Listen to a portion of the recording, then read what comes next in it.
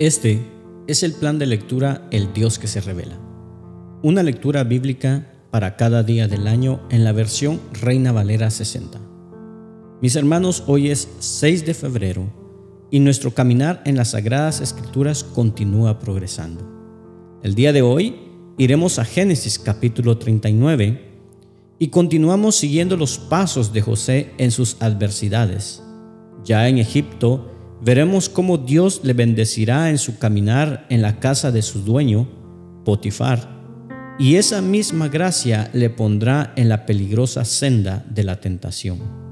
Iremos luego al Nuevo Testamento, Marcos capítulo 9, y miraremos a los apóstoles Pedro, Jacobo y Juan subiendo con el Señor al monte. Al descender, el Señor les enseñará en sus tropiezos la importancia de estar siempre en oración y ayuno. Volveremos al Antiguo Testamento y escucharemos la segunda parte de la respuesta de Elifaz, amigo de Job, acerca de la amargura y las quejas de su amigo. Culminaremos nuestra lectura del día de hoy en la carta a los Romanos capítulo 9. Luego de hablarnos Pablo de la gloria de los creyentes, hará un breve paréntesis en sus argumentos y nos hablará de la elección soberana de Dios por su amado pueblo Israel. Porque el Señor nos ha bendecido diciendo: que el Señor te bendiga y te proteja, sonría sobre ti y sea compasivo contigo, que el Señor te muestre su favor y te dé paz. Comencemos. Génesis capítulo 39 dice lo siguiente: Llevado pues José a Egipto, Potifar, oficial de Faraón, capitán de la guardia, varón egipcio, lo compró de los ismaelitas que lo habían llevado allá. Mas Jehová estaba con José, y fue varón próspero, y estaba en la casa de su amo el egipcio. Y vio su amo que Jehová estaba con él, y que todo lo que él hacía, Jehová lo hacía prosperar en su mano.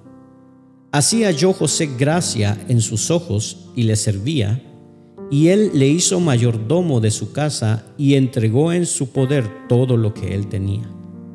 Y aconteció que desde cuando le dio el encargo de su casa y de todo lo que tenía, Jehová bendijo la casa del egipcio a causa de José, y la bendición de Jehová estaba sobre todo lo que tenía, así en casa como en el campo. Y dejó todo lo que tenía en manos de José, y con él no se preocupaba de cosa alguna sino del pan que comía. Y era José de hermoso semblante y bella presencia. Aconteció después de esto que la mujer de su amo puso sus ojos en José y dijo: duerme conmigo.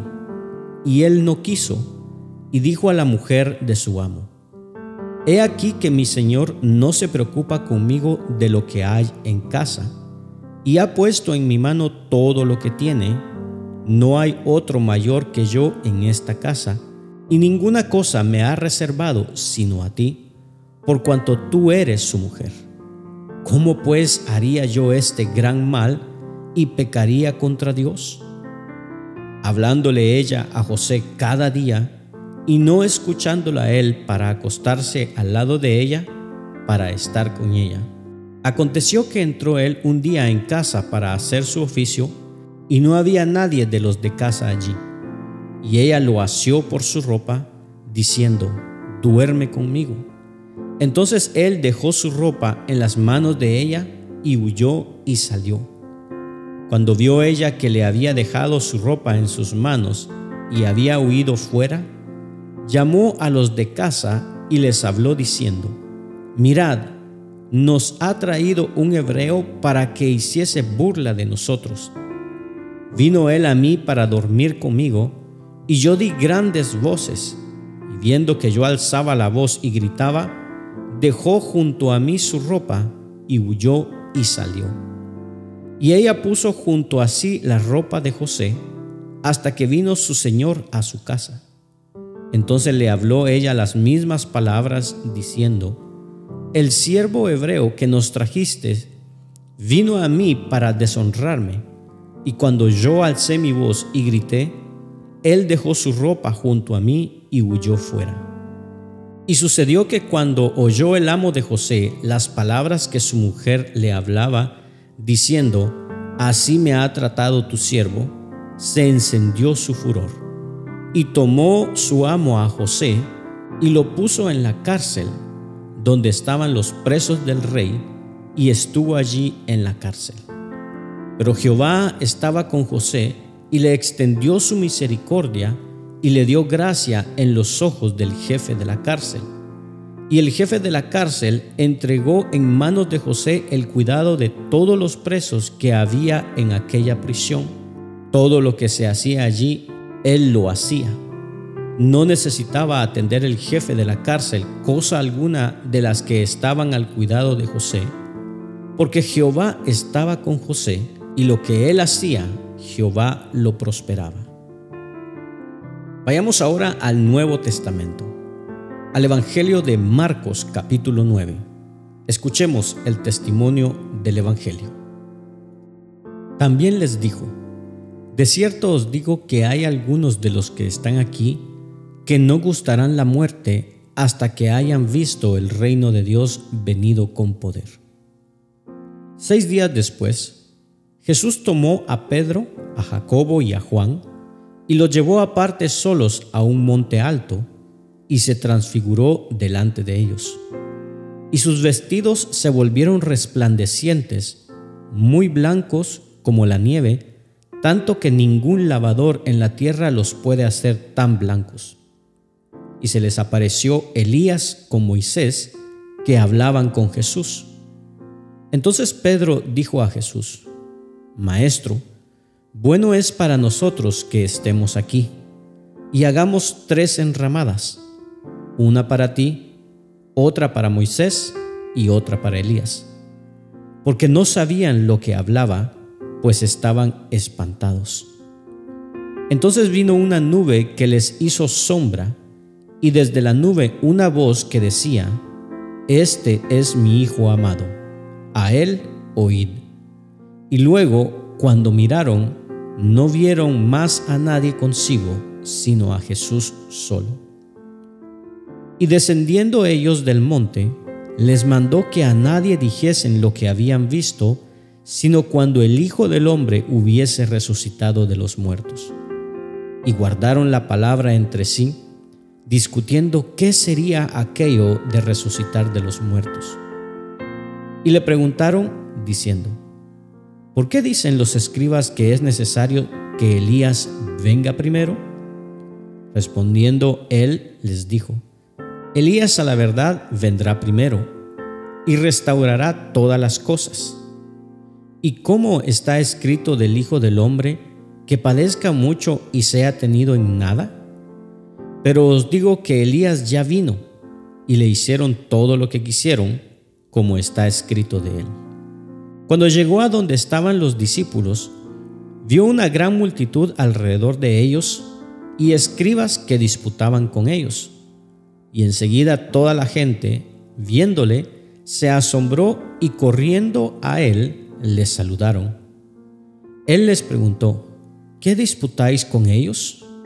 Y respondiendo uno de la multitud, dijo: Maestro, traje a ti a mi hijo, que tiene un espíritu mudo, el cual, donde quiera que le toma, le sacude y echa espumarajos y cruje los dientes y se va secando. Y dije a tus discípulos que lo echasen fuera y no pudieron. Respondiendo él les dijo: Oh generación incrédula, ¿hasta cuándo he de estar con vosotros? ¿Hasta cuándo os he de soportar? Traédmelo. Y se lo trajeron, y cuando el espíritu vio a Jesús, sacudió con violencia al muchacho, quien cayendo en tierra se revolcaba echando espumarajos. Jesús preguntó al padre: ¿cuánto tiempo hace que le sucede esto? Y él le dijo: desde niño. Y muchas veces le echa en el fuego y en el agua para matarle. Pero si puedes hacer algo, ten misericordia de nosotros y ayúdanos. Jesús le dijo: si puedes creer, al que cree todo le es posible. E inmediatamente el padre del muchacho clamó y dijo: creo, ayuda mi incredulidad. Y cuando Jesús vio que la multitud se agolpaba, reprendió al espíritu inmundo, diciéndole: espíritu mudo y sordo, yo te mando, sal de él y no entres más en él. Entonces el espíritu, clamando y sacudiéndole con violencia, salió y él quedó como muerto. De modo que muchos decían: está muerto. Pero Jesús, tomándole de la mano, le enderezó y se levantó. Cuando él entró en casa, sus discípulos le preguntaron aparte: ¿por qué nosotros no pudimos echarle fuera? Y les dijo: este género con nada puede salir, sino con oración y ayuno. Habiendo salido de allí, caminaron por Galilea y no quería que nadie lo supiese, porque enseñaba a sus discípulos y les decía: el Hijo del Hombre será entregado en manos de hombres y le matarán, pero después de muerto resucitará al tercer día. Pero ellos no entendían esta palabra y tenían miedo de preguntarle. Y llegó a Capernaum, y cuando estuvo en casa les preguntó: ¿qué disputabais entre vosotros en el camino? Mas ellos callaron, porque en el camino habían disputado entre sí quién había de ser el mayor. Entonces él se sentó y llamó a los 12 y les dijo: si alguno quiere ser el primero, será el postrero de todos y el servidor de todos.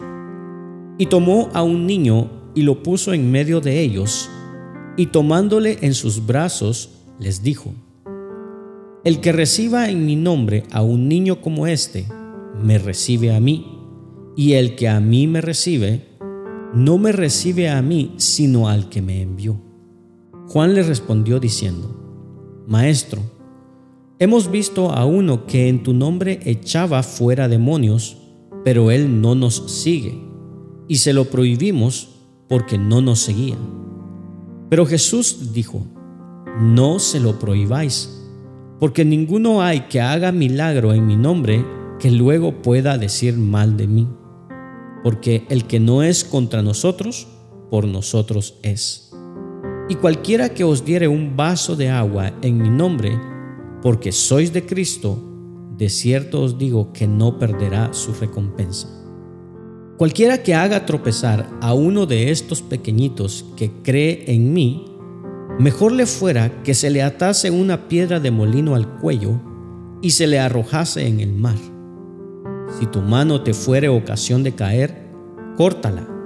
Mejor te es entrar en la vida manco que teniendo 2 manos ir al infierno, al fuego que no puede ser apagado, donde el gusano de ellos no muere y el fuego nunca se apaga. Y si tu pie te fuere ocasión de caer, córtalo. Mejor te es entrar a la vida cojo que teniendo 2 pies ser echado en el infierno, al fuego que no puede ser apagado, donde el gusano de ellos no muere y el fuego nunca se apaga. Y si tu ojo te fuere ocasión de caer, sácalo. Mejor te es entrar en el reino de Dios con un ojo que teniendo 2 ojos ser echado al infierno, donde el gusano de ellos no muere y el fuego nunca se apaga. Porque todos serán salados con fuego, y todo sacrificio será salado con sal. Buena es la sal, mas si la sal se hace insípida, ¿con qué la sazonaréis? Tened sal en vosotros mismos, y tened paz los unos con los otros. Volvamos al Antiguo Testamento, al libro de Job, capítulo 5. Escuchemos. Ahora pues, da voces. ¿Habrá quien te responda? ¿Y a cuál de los santos te volverás? Es cierto que al necio lo mata la ira y al codicioso lo consume la envidia. Yo he visto al necio que echaba raíces y en la misma hora maldije su habitación. Sus hijos estarán lejos de la seguridad, en la puerta serán quebrantados y no habrá quien los libre. Su mies comerán los hambrientos y la sacarán de entre los espinos, y los sedientos beberán su hacienda. Porque la aflicción no sale del polvo, ni la molestia brota de la tierra. Pero como las chispas se levantan para volar por el aire, así es el hombre nace para aflicción. Ciertamente yo buscaría a Dios y encomendaría a Él mi causa, el cual hace cosas grandes e inescrutables y maravillas sin número, que da la lluvia sobre la faz de la tierra y envía las aguas sobre los campos, que pone a los humildes en altura y a los enlutados levanta a seguridad, que frustra los pensamientos de los astutos para que sus manos no hagan nada, que prende a los sabios en la astucia de ellos y frustra los designios de los perversos.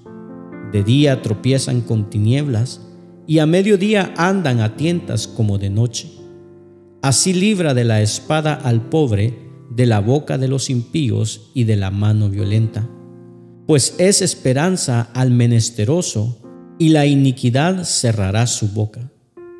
He aquí, bienaventurado es el hombre a quien Dios castiga. Por tanto, no menosprecies la corrección del Todopoderoso, porque Él es quien hace la llaga y Él la vendará. Él hiere y sus manos curan. En 6 tribulaciones te librará, y en la 7ª no te tocará el mal. En el hambre te salvará de la muerte y del poder de la espada en la guerra. Del azote de la lengua serás encubierto. No temerás la destrucción cuando viniere. De la destrucción y del hambre te reirás, y no temerás de las fieras del campo. Pues aun con las piedras del campo tendrás tu pacto, y las fieras del campo estarán en paz contigo. Sabrás que hay paz en tu tienda, visitarás tu morada y nada te faltará. Asimismo echarás de ver que tu descendencia es mucha y tu prole como la hierba de la tierra. Vendrás en la vejez a la sepultura, como la gavilla del trigo que se recoge a su tiempo.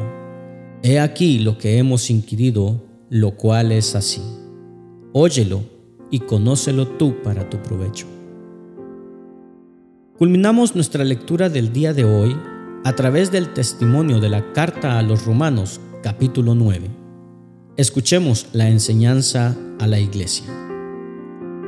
Verdad digo en Cristo, no miento, y mi conciencia me da testimonio en el Espíritu Santo, que tengo gran tristeza y continuo dolor en mi corazón, porque deseara yo mismo ser anatema, separado de Cristo, por amor a mis hermanos, los que son mis parientes según la carne, que son israelitas, de los cuales son la adopción, la gloria, el pacto, la promulgación de la ley, el culto y las promesas, de quienes son los patriarcas, de los cuales, según la carne, vino Cristo, el cual es Dios sobre todas las cosas, bendito por los siglos.